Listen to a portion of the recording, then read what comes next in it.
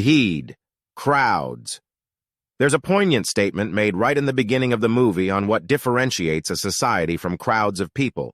It is the threads that bind: social norms, expectations, shared experiences, common struggles, and common celebrations. Take all that away, and all you're left with are swirling masses. But as the movie progresses, a new question begins to emerge. These threads that bind, are they also ropes that tie our hands, hold us back, and sometimes turn into nooses? Is a hierarchical social structure all it's cracked up to be?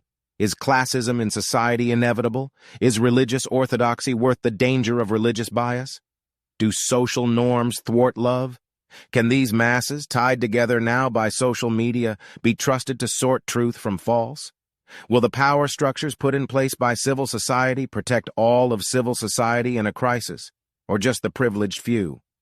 These are some of the burning questions that emerge in this very contained story called Bheed. It's a microcosm of Indian society, where these various threads of casteism, classism, power, media, religion, law enforcement, love, and destiny weave themselves into a complicated yet rich tapestry that demands viewing. The backdrop of the movie is set in rural COVID India, where tens of thousands of poor city workers are migrating back to their villages to seek safety and succor, only to find that the entire country and its infrastructure has been locked down and the key thrown away. Left to fend for themselves, in the midst of a strange national affliction, their fear and helplessness is only exacerbated by law enforcement that is trying to follow orders that feel counter to humanitarian impulses.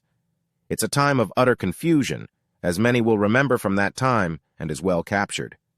The black and white palette lends itself nicely to the stark tone of the movie and is well supported by looming cinematography and a background score that increases the sense of dread and panic as the situation for all concerned parties continues to deteriorate.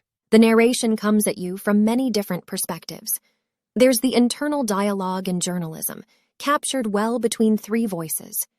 Then there's the various faces of law enforcement, harsh and unyielding, sometimes corrupt but also reflective and questioning, sometimes unsure of itself. The confusion and inherent distrust of the migrant workers is captured beautifully as well, with veteran actors like Pankaj Kapoor and Virendra Saxena making you wonder why we haven't seen these thespians more often. They're sorely missed. The only minor quibble I have with the movie is that the lead actor, Rajkumar Rao, sometimes struggles to handle the requirements of the role. Every actor in this movie carries two responsibilities: to stay true to the character they inhabit, and also serve as a narrative device for larger themes. Watch Pankaj Kapoor effortlessly move from helplessness and anger over his family's hunger to the larger thematic failure of his life's journey, and back to current helplessness within a single scene. It's a masterclass in acting. Rao's transitions, however, from an ambitious cop dealing with an unusual crisis and opportunity to his internalized hopelessness due to his social station, can sometimes be jarring. It's a pity, given how he's usually on top of his game. There's nothing new in Bheed. After the credits start rolling, you will feel you've been looking at an old black and white photograph from a long time ago. It feels familiar, yet distant. Disconcerting, but not surprising.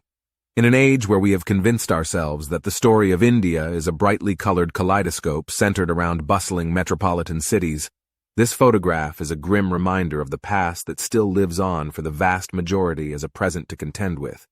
It bears taking another look. I hope you will give it the chance it deserves.